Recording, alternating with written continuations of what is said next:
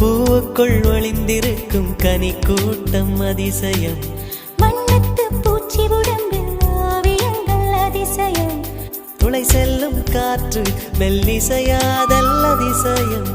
குருநாதன் இல்லாத குயில் பாட்டு அதிசயம். அதிசயமே அசந்து போகும் நீ எந்த அதிசயம்.